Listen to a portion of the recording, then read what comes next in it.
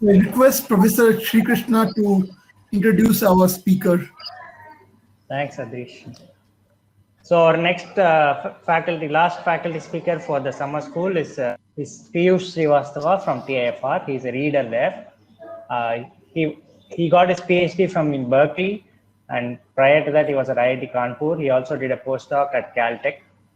So over to Piyush. Yeah, thank you. Thank you for the invitation to give a talk, and it's nice to be back in some sense at Kanpur. Yeah, and so this talk is going to be about causal inference, right. So this talk is going to be about causal inference, and I'm going to connect it with information theory along the way also. So we'll start the story.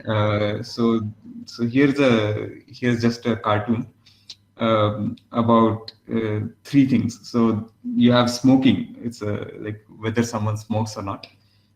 Then there is a random variable y, which is whether someone has lung disease or not. And then I have not yet defined what this graph means, but you see something like a factor which which is a genetic factor, which is supposed to affect both. So now what's the point of this? So, well, if you look at the data, you see that there's a lot of correlation between smoking and lung disease. So if people smoke, between someone smoking and then getting lung disease. So that correlation could come because smoking causes lung disease. It could also come because the genetic factor that causes you to smoke and also causes you to get lung disease. Now, today that might sound like a ridiculous statement to make, but this actually was made. So here's a quote from an actual lawsuit involving some customers of a cigarette company and the cigarette company. This is from the lawyer for the cigarette company, who is quoting another expert, which says that there's a theory or a hypothesis that deals with people's personalities. The same thing that causes people to smoke may predispose them to lung cancer. So if you see correlation, you have to somehow be able to distinguish whether the correlation is coming from this predisposition for doing the same thing, or it is coming from a causal thing, which is what the people who had filed the lawsuit were claiming, that smoking causes lung cancer. So the way to do that, the traditional, the venerable way to do that has been the notion of an experiment. So what you would want to do is to remove this arrow, remove the possibility of this arrow being there. And this is usually done by doing an experiment or a controlled trial or a controlled experiment where you take some, in this case, you would take the population, divide them into two parts. In one part, you will force everyone to smoke. In the other part, you will force everyone to not smoke, and then see what the lung disease is doing. So now you have basically removed this arrow from the genetic factor to smoking. And that, so if you still see a correlation, that can only come from this arrow. So that's what one would do if one could do everything. But of course, this is not possible. You cannot ask people to smoke. So there are certain experiments that are not possible to do because of ethical reasons or practical reasons. So then the question becomes, when can you do this without actually doing the experiment? When can you remove the arrow without actually having done the experiment? So there are several interesting settings where this turns up. I will not go into those applications, what the applications are. I'll mostly focus on the theory of this. And I'll start with the formalization for this. So what does the graph mean? So the graph is a very classical way of describing correlations between random variables. I'm sure this must have appeared several times in this summer school already. So the notion we're going to take is that of directed graphical models. So it's a directed acyclic graph, where you have nodes which represent random variables. Edges represent sort of what kind of effects are allowed. In fact, more information is carried about what edges are not present. So those are the things which say, so the absent edges represent conditional independence assumptions.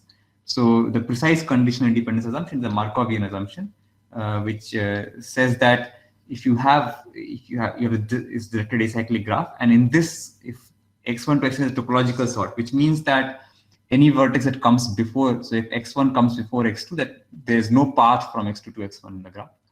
So in any topological sort, so if you sort them in topological sort, then you take any variable here, it's independent of everything before it, condition on the parents. So let's see the examples in this simple thing. So here I have the graph xyz.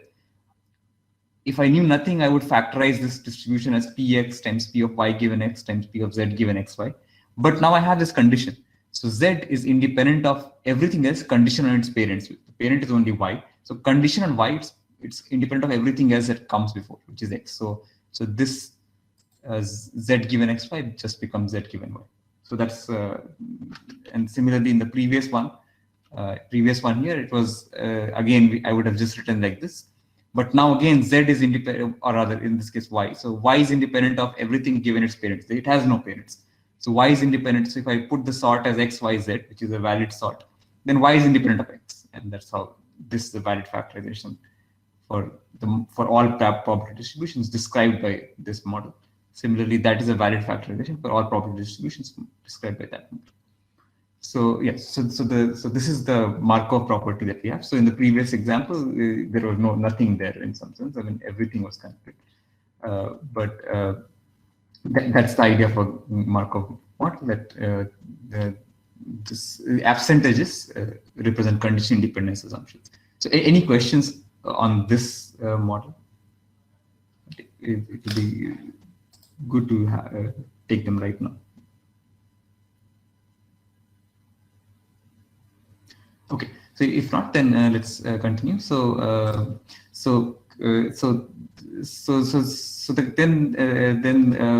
how do we do this this hidden variable stuff that we were looking at in that example?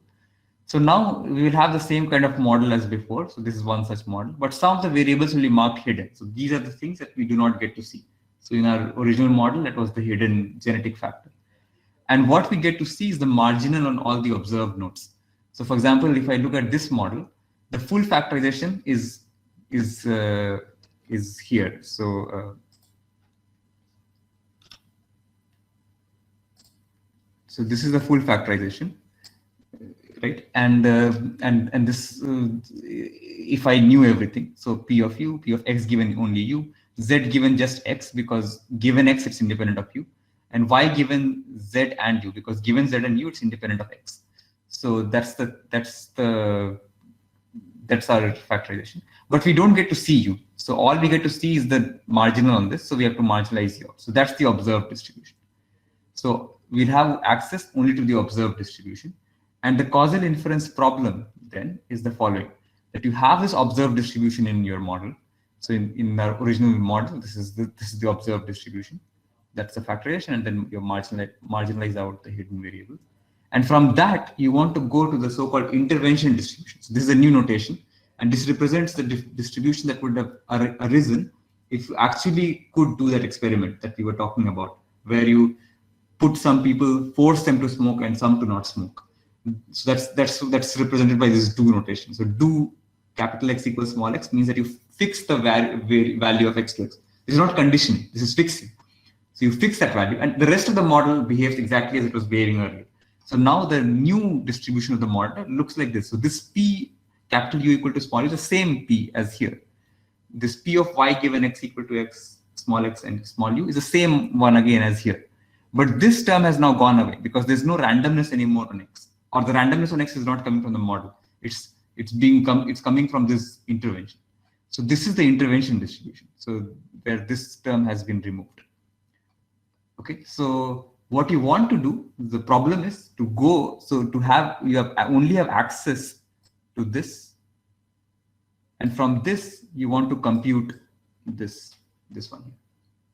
Okay, and the identification, this problem is called the causal identification problem. So when is this? So the first question is, when can you ever do this? When can you take the marginal distribution and compute this? So before I tell you the answer, do you think maybe we can have a small thing? So do you think it should be always possible, sometimes not possible? Is the definition clear also?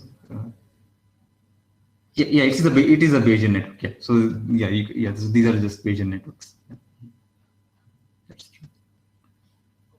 Okay, so maybe people are shy, but so it should not be always possible. In fact, in this model, this example that I gave you, it is not possible. That's why all those court cases were happening. Any correlation that you see between X and Y can be explained either by a hidden variable or by a causal effect. So just by looking at the observed distribution, which just is the correlation, there is no way you can compute these things. So the way you will prove this is by exhibiting two different intervention distributions which arise from the same observation distribution. So that is, it's not always possible, but sometimes it is possible, and that is the content of this theory that Pearl and his scholars developed over about a decade and a half. And here is one example. So here is, I won't go into how you prove this, but here is just, let's just take a simple thing and it's in the same setting. So now you have three random variables that you observe, not just smoking and lung disease. You also observe another random variable, that is whether the person has tar in lungs or not. And you make some assumptions. You make this assumption, which hopefully everyone agrees on, that smoking can potentially cause tar in lungs, and tar in lungs, so these deposits in the lungs can potentially cause lung disease. But no matter what, no genetic factor can randomly produce tar in lungs. So tar is a foreign substance. It cannot just arise on its own from any genetic factor. So the main assumption that you're making is this arrow here is absent. So this arrow is not present. And so this arrow is not present. And so that assumption lets you, just this assumption here, it lets you actually write down the do distribution, again the same do distribution, whether you get lung disease with the intervention on smoking, in terms of just observed margin. So I've written something here. So this is the answer. Oh, sorry. So this is the expression. And what you have to notice is that every term appearing here can be written in just in terms of observed correlations. So they are all conditional probabilities. These are things that you can actually just observe. You don't have to do any experiments. You just observe the correlation. If you know the joint distribution of X, Y, and Z, you know all of these terms. So just by looking at a joint distribution of X, Y, and Z, you can compute this intervention distribution in this model, even though you could not do it in the previous model. So that's what the causal identification problem is. That's what this is the setting I'm going to be talking about stuff in. So just a brief outline. So first I will talk about the robustness of this process. So I just give you one example where this identification can be done. How robust is it? Robust to different kinds of noise that can happen. And then I'll talk more about some open directions having to do with approximate versions of this. And there are even more clear connections with information theory. Okay. So with that, let's go to the first one. So just to recap, the causal identification problem is that the input is this Bayesian network or this graph, this directly acyclic graph, in which some nodes are hidden. And hidden means that you know the node exists, but you're not going to be able to measure it. So you will get some probability distribution, which will be probability distribution only on the observed nodes. It will be the marginal of some distribution described in this model on the observed nodes, the non-hidden nodes. So these ones here. Okay. And what you want is this algorithm, which gives you a formula. And what is the formula? The formula should take the observed marginals as input and output an expression for the intervention distribution. So this is what we did here. So this is the kind of output I want. So what I want from that algorithm is that if I give it this graph, so if I give the algorithm this graph as the input, then the algorithm is able to give me this symbolic output. It says that now if you give me actual numerical values for these conditional probabilities, I will tell you the value of the intervention. But here is a formula if you want to that you have to use to go from the conditional observed distributions to the intervention distribution. Okay. So that's what this ID algorithm is supposed to do. And the first question is, of course, does such a formula even exist? So this took some time. So this problem started around 1995. It took until about 2006. So these two papers. So two papers that got the same result around the same time. Spitzer and Pearl and Wang and Walter. So they came up with a sound and complete procedure. So you take the graph, it will either give you a proof that this problem is not solvable, or it will give you the formula. So that was what they did. So that's, and then one part that is after this also you have to do one more thing, which is this gives you a symbolic formula. Finally, you have to input this numerical values to actually get the final numerical value of this. Okay, so this is often in this literature, it's often treated as a trivial step. I mean, the formula is already there, you have worked hard for it.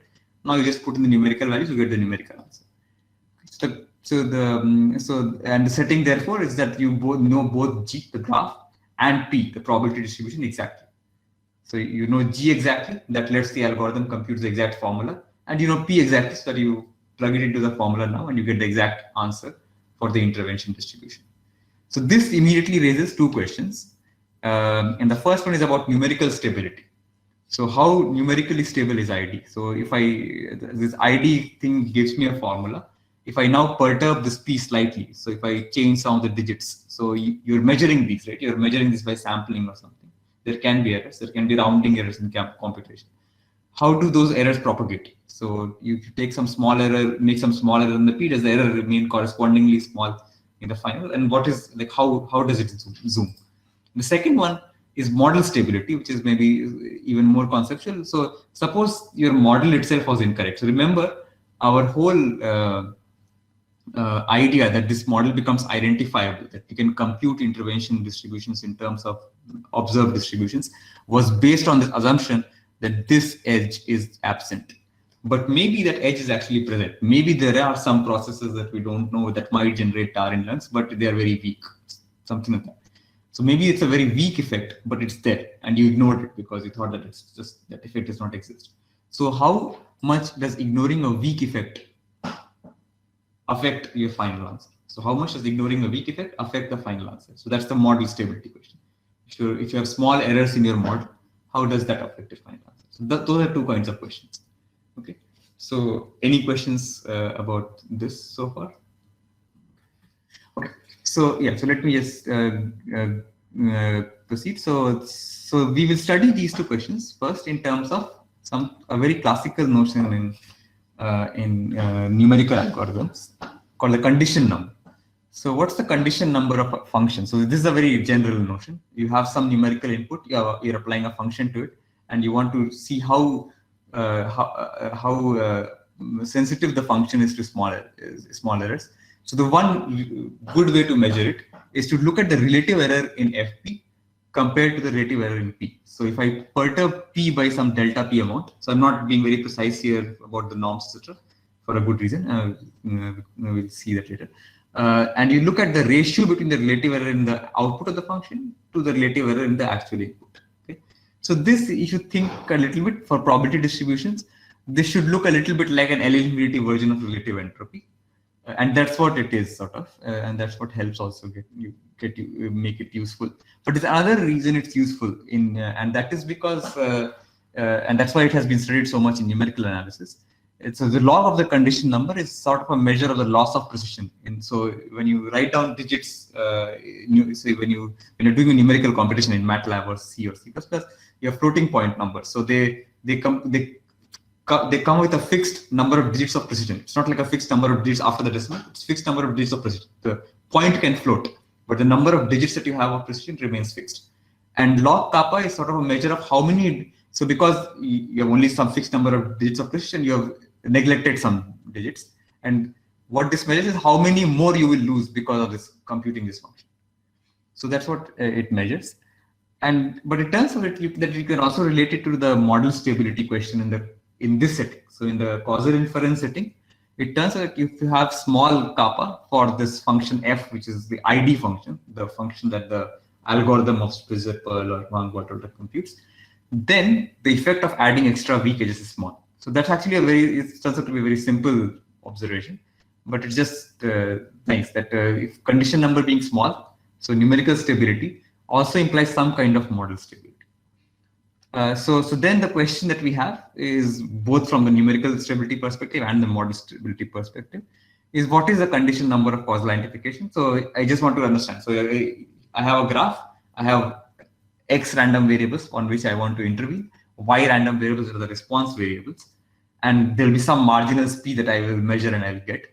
What is the condition number of the calculation that I'm going to do? So the calculation is computing this ID function, and this ID function evaluated at P. How stable is it at the point P that I am looking at? Okay. Since I'm not so fast, I'll maybe skip this thing. So what I was going to do is I was going to ask you to take a very simple example and try to just guess what the condition number is for the identification. It's very simple example where you have a very simple graph. There's a hidden variable sitting on each of these dotted variables. And what you want to compute is probability of all the x's being 0 with the intervention probability of all the s's being equal to 0. And I just want you to think whether the condition number would grow linearly with n, would be independent of n, n is the number of nodes, or it will have some other behavior. We'll come to that. So what we do, so maybe I'll go fast with this. So what we do is we come up with bounds for condition numbers in some important cases. So one important case is the case of small c component. So C component in this kind of graphs is a connected component of the hidden edges. So if I take in this case, for example, if I take x and y to be connected by through this hidden variable, if I take that as my connectivity criterion, then the connected components that I get are called the C components. So these are the confounded components. These are things that you can go. So these are observed variables where you can go from one to the other, hopping only via hidden variables. So those are the C components. When all those C components are small, you can prove that the condition number is small. So if all the C components are size at most some constant C, then the condition number is at most n times some number that depends only upon the size of the condition number. So that's one thing. We also give some algorithms for just estimating the condition number in any arbitrary model, and those algorithms also let us give some expressions that one can use for analyzing specific models by hand. So these expressions turn out to be in terms of the gradient of the log of the ID expression. So for this, I'll just refer to the paper. But maybe I just say what the answer to the quiz is. So I remember the question I asked you is, what is the condition number for this very simple model? Probability of x equal to 0, do s equal to 0. If you think a little bit about this, in this case, this should be sort of obvious what the ID expression is. There's no sort of hidden connection between s and x. So probability of x equal to 0 with the intervention on s is the same as the probability of x equal to 0 condition on s. So you have that expression, the probability of x equal to 0, do s equal to 0 is just the probability of x equal to 0 condition on s equal to 0. But this is also has other things. So if you're familiar with Bayesian networks a little bit, like this is also encoding a lot of other constraints. There's no edges between the x's. There's no edge between any x and any of the s's that come after or before, only on the current one. So it has a lot of independence assumptions. And using that, you also get that this number, this probability of x equal to 0 given s equal to 0, can also be written as probability of xi equal to 0 given si equal to 0. So just like single letter probabilities and multiplied over all the n. These two expressions are equivalent for all probability distributions that actually satisfy the constraints imposed by this graphical model. So that's a manifold of probability distributions which satisfy the constraints that this graphical model imposes. For all of those, these two expressions are equal. And now it turns out that here is where the surprising thing is. If you look at the first expression and look at the uniform distribution, assume P is uniform. It's uniform distribution satisfies all the constraints of this. The condition number is small, it's just order 1. This is an easy exercise. For the F2 also, it's an easy exercise to show that it's at most order n. It turns out though that for F2, the actual answer for the uniform is in fact up to a constant factor, just root n. So two different expressions which are equivalent on the manifold can behave very differently with respect to the noise. And it's not a priori easy, even in such a simple example, to say what the right answer would be. So the order 1 answer here is right, and for this one you need these. So order n is easy. To get that it's actually square root n, you need to be more careful, and the theorem statement I showed you is what you need to get that this root n, that it's up to constant factor square root n. Okay. So so the upshot of this part is just that condition number, this robustness of causal inference can behave non-trivially even in trivial examples. So this example is a trivial example, and even in this trivial example, you can have non-trivial behavior. So just to recap this part, we saw some condition number bounds, so robustness bounds when C components, so these components are confounded with small in size.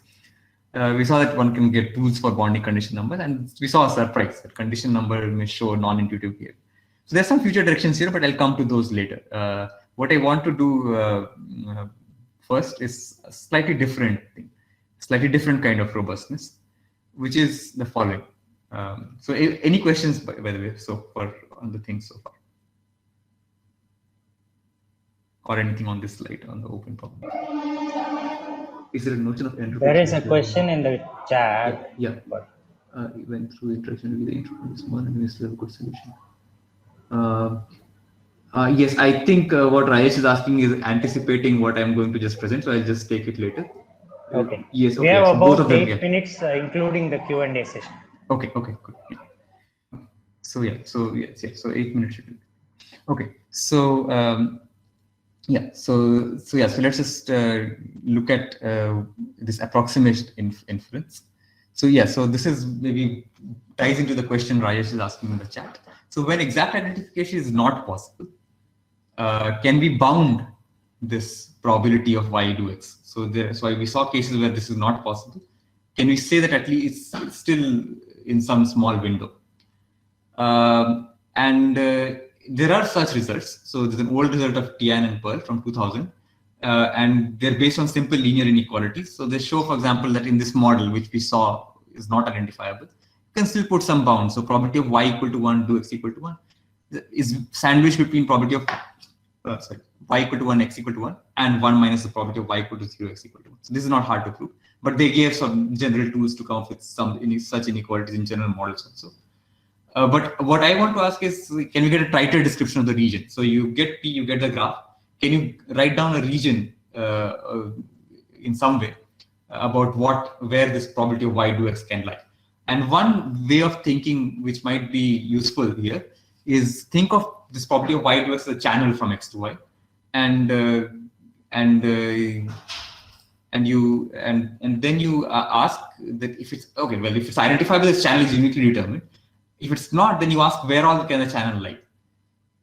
So if it's not identifiable, you try to somehow characterize what call can this channel do. So still, I'm not being very explicit. For one reason is because I don't know what is the best way to do this. But there's one clue that comes from some very classical work in information theory and in econometrics, which was about causality in time series, and in the information theory literature, it's coding with feedback. So if you have two time series, x1 to x and y1 to yn, the question you are interested in is two hypotheses. One is that the x times is causing y, and the other is that x does not cause y. Okay. So, and in the two different hypotheses, the joint distribution of x and y are slightly different. So in the causes y thing, the probability of yi given xi minus 1, y minus 1, it's not independent of xi. And in the x does not cause y, it is. So you see this joint distribution of x to the xn and yn, this whole sequence. And you want to decide between these two settings, whether it's this model or this model. So this is a slightly different notion of causality. Now you're thinking of it as a hypothesis testing problem. So you can do, so the general question is, how good will be an optimal test for between xn and yn? Okay. So the test is basically to take the whole sequence or the whole, like what you saw, the whole xn and yn, and output that either it was x causing y or x not causing y. So, so it turns out, and I will not define directed mutual information, it sort of arises in channel coding with feedback. But it turns out that if you now try to write down the usual Chernoff-Stein kind of result for this test, so while bounding type 1 error, like while fixing the type 1 error rate, try to minimize the type 2 error rate. So then it turns out, and this is the result of Perlmutter et al. From 2011, that the error rates for station in time series are in fact exactly given by the directed mutual information between the two sequences. Okay, and the directed mutual information itself can be written down in the time series case in some sort of in the terms of the do notation. And Radzinski in 2011 generalized this to general graphs also. So he sort of gave a more general notion of directed mutual information, which sort of again is inspired from the Pearl notion of causality. But the point is that, yeah, there seems to be a direct connection between directed mutual information and different notions of causality, both this time series notion and the Pearl notion. And maybe that is a good way. So it could possibly be a good way of characterizing these channels. So thinking of them in terms of what directed mutual information is possible. So some sort of very open-ended questions would be operational interpretation of the directed mutual information in this setting, and algorithms for computing bounds on the directed mutual information. So the algorithm would take as input the graph and the observed P, and from that we'll try to write down what the channel region is, and one way of describing this channel region would be to characterize the directed mutual information.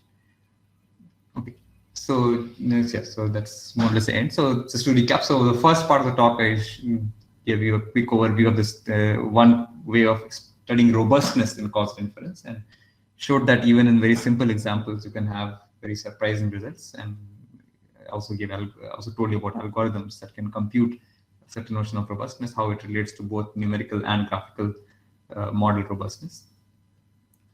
So one future direction in that setting I would want to talk about is preconditioning for causal inference. So this again maybe ties in with what Rajesh was asking. So you have a particular graph, but maybe you want to do some extra thing. Maybe you want to learn some more variables, because if you did that, then the stability would become much better.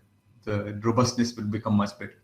And these kind of things have been done. Other thing you could do is take two different ID expressions. So we saw two of them for the simple example, and you want to choose between them.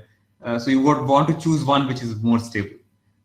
So this and this are another sort of very nice line of thing about doing causal inference with some extra information. Maybe the experiment you really want is what you cannot do, but some other experiment you can do. And then one question you can ask is, does doing such other experiment also help me improve the stability of my process? So those kind of preconditioning questions are open. And in the approximate causal inference, which is a slightly different kind of robustness. So when the graph is something where you cannot do identification, how do you now describe what all would possibly be possible? What all intervention distributions could result from what you have seen. So you have seen the graph and the observed distribution. And one way of thinking about this could be going the information theoretic route and thinking in terms of channel regions and descriptions, just like certain descriptions like directed mutual information. Okay, so that's the Thanks, Piyush. So I see only Rajesh's question. Yeah, but maybe we can take that in detail also. So if I don't know if I interpreted it correctly, but do you want to answer that further?